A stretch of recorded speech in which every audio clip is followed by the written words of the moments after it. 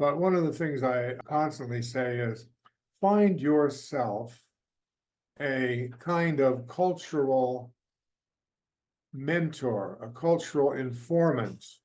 That is the technical word. I mean, the word cultural informant comes from anthropology. When anthropologists went abroad, they tried to find somebody who knew to speak their language and knew the culture that was going on, so that they could get an interpretation of it. So the quicker you can discover who is a cultural informant, it may be somebody in your workplace who's also from your background but has been there for a while, or there's all kinds of possibilities. And or making friends with somebody who's there and trying to help them help you by giving you cultural information. Somebody that you can say, hey, well, this is happening to me. What do I do now? And on the other hand, there's the whole issue of just, if possible, questioning in the situation. What is this? What is this? What's going on? Tell me why you do this way rather than this way. We do it this way, and you're doing it this way. Or, why is the price of this thing so high? I buy them for nothing at home, and then you can start that kind of conversation with anybody from a cashier to your boss at work. Welcome to the Diversity Podcast with George Simons. If you would ask me to explain to me culture shock as if I don't know anything about what culture shock is, but I do know what culture is because we talked about that before. So where would you start? Well, that's a good question, because I think culture shock is has some problems as an idea. I mean, we realize that we walk into another culture and we may be surprised, shocked, disappointed, and that can be also positive. Culture shock can be something, wow, I never expected this, or this is something new to me, or wow, this is better than stuff I have, So my point with culture shock is that it tends to be seen as a negative word rather than just something that happens to you. It's very much like, we have the diversity games and we have what we call risk cards. And these put you in situations and say, how do you feel? How would you react? And so on. So fundamentally, when we walk into a different culture and we encounter something that's different, surprising, overwhelming, whatever, we may call it culture shock. And then the question is, okay, what do we do when we have what we're calling culture shock? And I want to emphasize that it is a positive thing and an opportunity for us to grow, to learn, to connect with other people in new ways, and to enrich what's going on in our lives. So I just want to get out of the negative end of a lot of diversity work. Not diversity, but diversity work that we've been doing has been focused on what can go wrong and how do we avoid it. Yeah. And our diversity games attempt to say, well, things can go in any kind of direction. How do we understand them? How do we connect with people around them? And how then do we create new opportunities or ideas, or perhaps change some things that we like better that we've discovered, or share some things that we've discovered with other people who might want to adopt them. So it's all about how do we communicate with the reality around us and the people around us when we find ourselves in a strange circumstance. So this is the way people should view it, in your opinion? Yeah. And so what's the way that people view it, like normally? How is it normally perceived, culture shock? Well, whoops, what's happening here? I don't know what to do, what should I do? Who can help me out with this, and so on and so forth. And it's like feeling in trouble a bit. And what I want to get into is that, first of all, culture shock can be said as a category, you know, like these are possible culture shocks that you may experience in such and such a context. But really, what I'm interested in is that culture shock is an individual event, okay? And it may be, I mean, I can have culture shock in my own culture, you know, I'm not a mechanic. I take my car to the garage and the guy opens up the hood and I'm in culture shock because I don't even know the names for all the stuff under the hood that he's talking about. And you know, so it can be anything from that to I run into somebody who's speaking to me in a different language and struggling to find their way around the street, and I don't know what to do and how to speak to them. And Mhm. what I'm really concerned about is not that culture shock is this big, heavy category, but culture shocks are the things that we encounter on a day-to-day basis, everywhere from our kids coming home from school to our politicians making a decision that we don't like, you know. Yeah. So, that's a very important part. I want to talk about how do you manage cultural shocks as individual events, you know. Usually it happens to people going on a holiday, right? Sure, yeah, yeah, you can go on a holiday and have quite a few culture shocks. Yeah. That's Or why people some going working abroad. and going working abroad, certainly, I mean, realize that we cannot simply define, as we've spoken before about culture, as being one solid thing, okay? I go abroad to work, okay?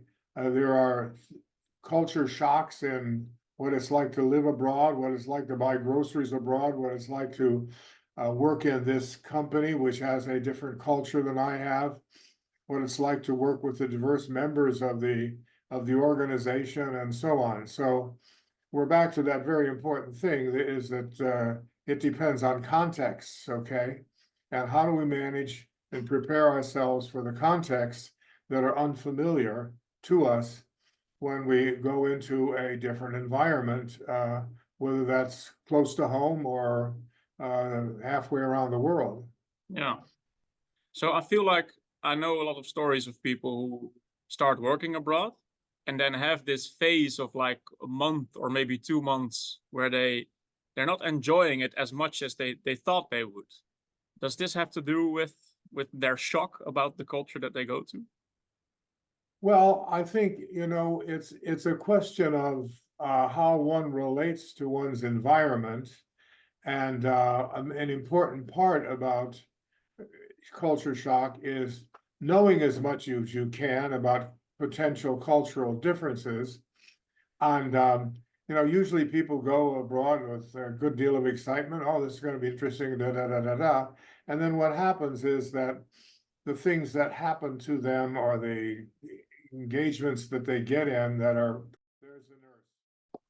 So, George, for anyone who is working abroad for the first time for an extended period of time, or living abroad or studying abroad, and they are having trouble to connect with the people because they feel like the culture is significantly different, and this leads to, well, yeah, a disconnect, and they're having trouble trying to match with anyone personally.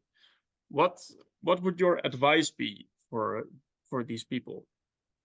Well, it's hard to give a general advice about that, but because that will occur in many contexts and circumstances, you know.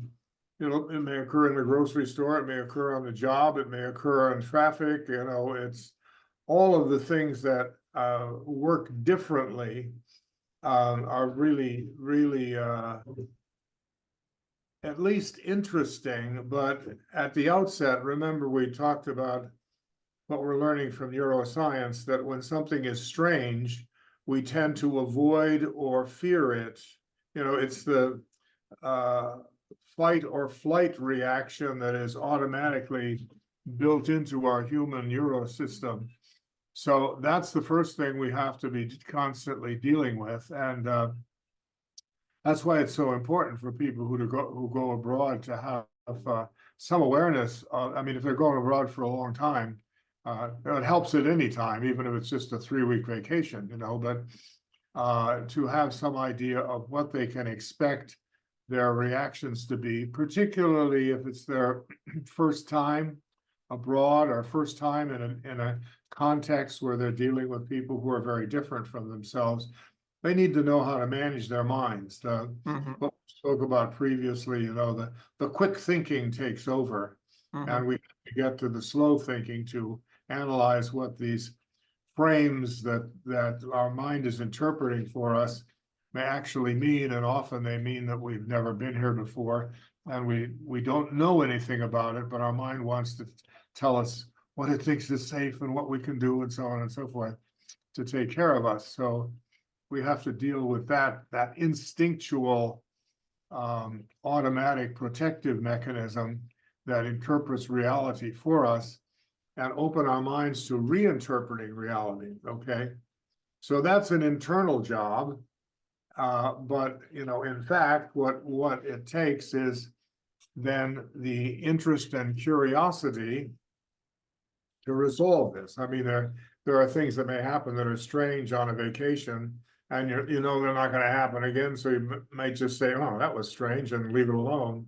But if it's something that you need to, that you need for well-being, survival, communication, and so on, then we have to step into the skills of cultural competence that we need. I mean, the first level of cultural competence is the self-awareness of what's going on with me when I encounter this situation, which I'm calling a cultural conflict. And then the second part is, how do I come to understand this from the perspective of what it really is and what it means to the people involved? And this means entering into a dialogue with the culture. In a sense, it may be just sitting down with somebody and asking them questions and listening very carefully to what they have to say. People who are going abroad, I do a lot of, or I have done a lot of, I should say, because the situation is changing now, but people are going abroad, and more people are being appointed from abroad to positions where I used to work with people to prepare them. But one of the things I constantly say is, find yourself a kind of cultural mentor, a cultural informant. Is the technical word. I mean, the word cultural informant comes from anthropology.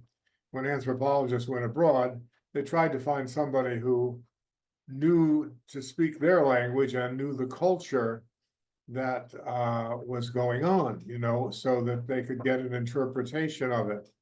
So the quicker you can discover who is a cultural informant, it may be somebody in your workplace who's also from your background but has been there for a while, or there's all kinds of possibilities, and or making friends with somebody who's there and trying to help them help you by giving you cultural information. Somebody that you can say, "Hey, this is happening to me. What do I do now?" And on the other hand, there's the whole issue of just, if possible, questioning in the situation. What is this? What is this? What's going on? Tell me why you do this way rather than this way. We do it this way, and you're doing it this way. Or, why is the price of this thing so high? I buy them for nothing at home, and then you can start that kind of conversation with anybody from a cashier to your boss at work. That's the good part about it. And it's important, though, I think, to have a good cultural informant. And what That's good. I like yeah, that.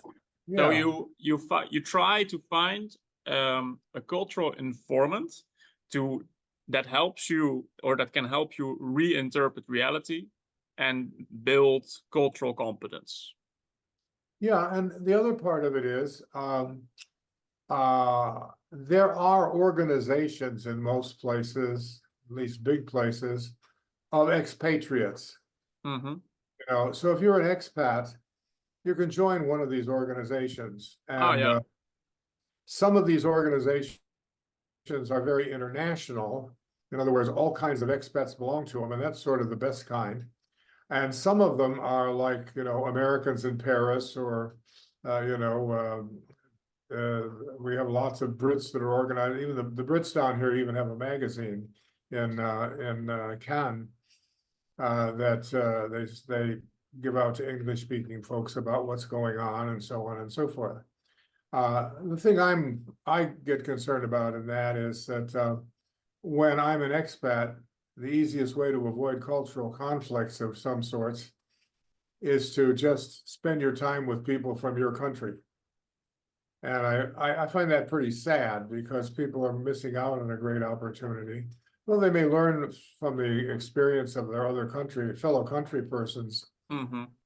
what's going on in the culture, but it's too easy to avoid the challenge, Mm-hmm. and avoid the potential conflicts that can come up, rather than being curious, getting into them, and understanding and searching out with other people what's going on. I think that's good advice, because you're saying a cultural informant can also be someone with the same background as yours, but then you have to be careful not to spend time with only that person.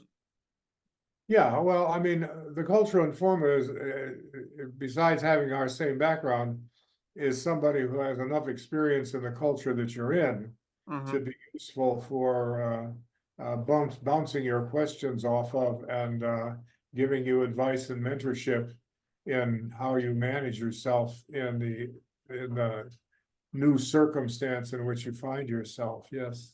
Yeah. And you mentioned earlier to reinterpret reality, but that could you explain a little bit more about what that means? Well, what I'm saying is that we have an automatic system. Some people call it unconscious bias. I don't like that framework, and I've said that before, because the word bias sounds like an accusation. Mm-hmm. In a lot of diversity programs and intercultural programs, when they start talking about intercultural bias, people turn off, saying there's something wrong with me because I have this. Yeah. And that's absolutely contrary to the fact that you have a system which stores up your experiences and brings them forward automatically, very, very fast, when you find yourself in a new circumstance. It gives you impulses and decisions that you can take willy-nilly, knee-jerk reactions. You see some noisy teenagers coming down the street on your side of the street late at night, and you automatically cross the street. You got the message from inside, I don't want to run past them. And they help in that regard, Yeah. But also, it can produce positive interpretations that can be false. Oh, this looks like a good thing. Jump on it. Well, you jump on it, and it's a Bronco, and it bumps you off, and you land on your head, So, but that's what we need to do, is be aware of the interpretations as they're coming toward us. I mean, these are very handy things, okay? I mean, to take something as simple as a handshake. I meet somebody for the first time, I put my hand out and have a handshake, or nowadays, after COVID, we put our fist out and do a fist bump. But, these things become natural and common, and we don't expect them to change. And then all of a sudden, we find ourselves in a different culture where the greeting rituals are quite different. And that means that, we have to say, well, okay, I'm going to meet somebody new in this culture. And how do they do it? Mm-hmm. I prepare myself to manage the cultural difference with whatever cultural knowledge I can gather by myself or can be shared with me by my cultural informant. Hmm. So for people who are in the country, they can look for a cultural informant, maybe a colleague, or maybe someone in a Facebook group of expats, or name it. But for people who are not yet in that country, but they are planning to go to a different place for an extended period of time, can they do preparation for the culture shock? Well, yes, I mean, there's lots of things that one can do. I mean, first of all, it takes an awareness there is such a thing as culture shock.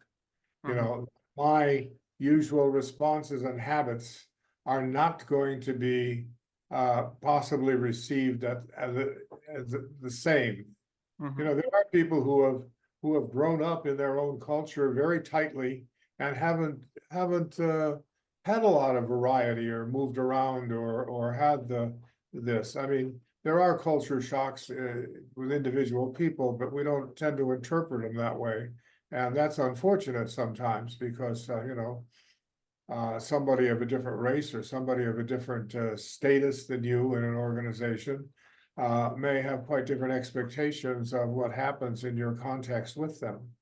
So we work on that, and yeah, but so depends on, you know, the first time one goes abroad, it can be quite an interesting thing, you know, whether it's just the next state over and or the next province over in your own country, or whether it's, you know, halfway around the world and you know, Well, in holy. that case, so if it is halfway around the world, but and you want to prepare, what do you Google about that country? Do you look up the language? Of course, you can prepare for the language, Well, the but wonderful for other things, for customs and how to shake hands, where do you start looking up this information? internet searches and a good book, you Good know, you book. get a good book or a PDF nowadays. Um, you can do some research on that, but you need the motivation to do that. You need the awareness that I may need to know some things that I don't know, and I may want to do some things that I am perhaps not comfortable with, or I may do some things that other people won't be comfortable with. I remember a friend of mine went shopping in a Muslim country as a tourist in her shorts. And she wondered why people were making all kinds of comments about her, you know, in the department store.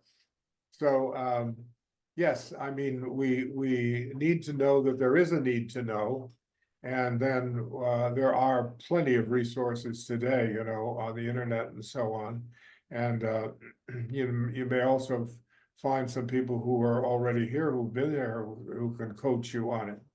Yeah. I mean, it all depends on the depth of what happens. Now, part of my business has been what we call expat and impat training. In other words, organizations have sent people to me or sent me to people for a day or two of training on, whoop, I got to move to France. You know, and so since I've been living here, I've got a little expertise in France.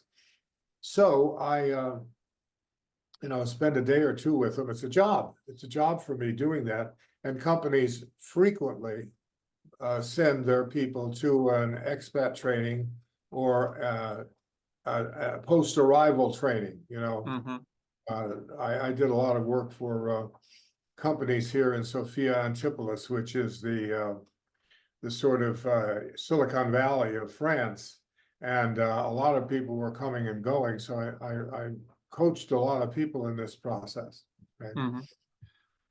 And when you meet expats from different countries they are starting to work in France, are people generally unaware of the cultural differences they might encounter?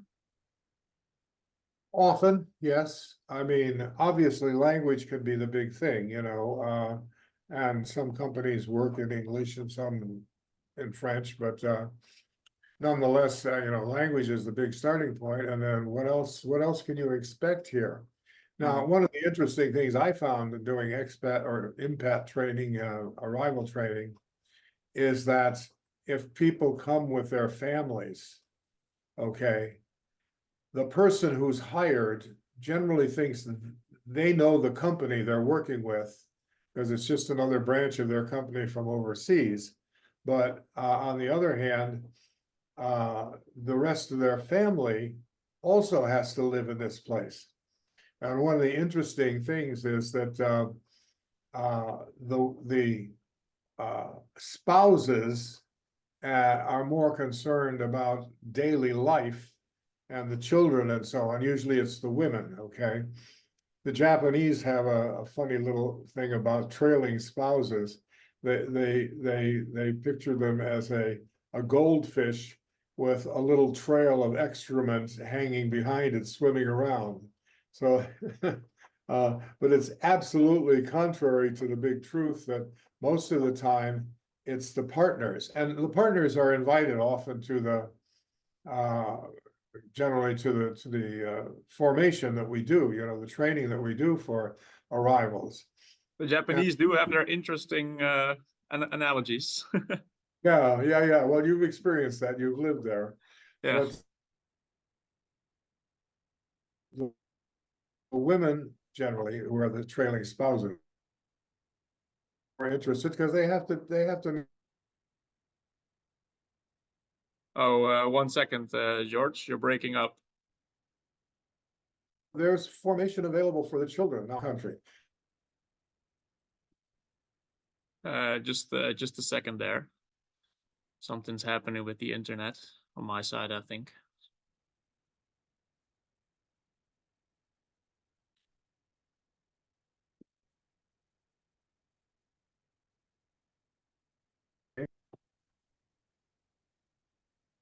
Test 1, 2, 3. Says it's recording. Yeah. Oh, hey, you're back. Okay. I think my internet left me alone there for a second. Okay. Well, But please continue. You were saying that the spouses are they having more trouble with getting accustomed to a new culture? well, I would say they encounter many more things in daily life and with children and so on than the person who's goes to work at 7 o'clock in the morning and shows back up at home at 5:30. You know, in a foreign country, but in a company that they're already familiar with the culture of. So what they need to know is how the culture of their company may be different in this country rather than in their own. But you know, the spouses have to deal with all the daily life of you know, shopping, home management, all the things that you need to do. And what I was beginning to say earlier was that I am not an expert in that, not having children or raised children in this country or any other country for that matter. So when I'm invited to do one of these sessions by a company, I insist that, listen, I have another person in my ambit here who really should do time with the children. Okay, so often there's the main working session of a day or two, and then there may be a day or a day and a half in which one deals with particularly the situation of children, and actually the children are the trainees as well as the spouse. So expat training usually is just for the employees, but then the whole family come in to join. They don't get the same training on the culture, do they? Well, I mean, the interesting thing is that it's very important to get the spouses in on this because the believe it or not, the statistics have been well researched, and the fact is that expat divorces are extremely high in comparison to the sort of everyday average, which is high enough already. But inability to manage the situation in another culture leads to a lot of conflict if the people are not well aware of what they're going to meet and what the cultural conflicts might look like and what the steps are to resolve them. Yeah, and you said earlier that it's important for the spouses to get also a trainer on how to live in that country. Absolutely, yes, you know. Yeah, And that's good advice. they live different lives if, you know, if the guy is a 9 to 4 person and or 8 to 5 or whatever, you Hmm. know, company, yeah, and they may encounter conflicts that they never expected around that. Yeah, yeah, that's good advice. I like to end on the note where you said that culture shock should not be viewed as a negative thing, but it should be seen as an opportunity to learn about the culture where you're going. Right, and it's basically the thing I've spoken about before is trying to replace your neurological system's flight or fight Hmm. responses with curiosity. Curiosity. Curiosity is the big issue here. Something Yeah. happens that you don't expect. Ooh, what's that? Not, Mhm. I gotta get out of here, you know. Yeah. Sometimes you do, but you know, that's you know, most of the culture shocks or things that happen to us that are different are not all that bad, okay? Mhm. But if it's a serious issue and we don't know how to resolve it, then we need help. Mhm. And we need help. And Yeah, that's good. knowing how to get that help is important. Yeah. Okay, that's good. Stay curious. I will, you know, one of my old colleagues, Kate Berardo, who's been in this business for many years now, had a website which she called Culturosity, and it's a word that I truly love. I like Gosh. culturosity, and I hope you do too. Thank you very much for listening. It's a great opportunity to share our perspectives with each other. And if you're interested in raising more questions or have ideas about topics that you'd like to see addressed in this podcast series, don't hesitate to make a note and let us know in the responses below. Thanks. Bye bye.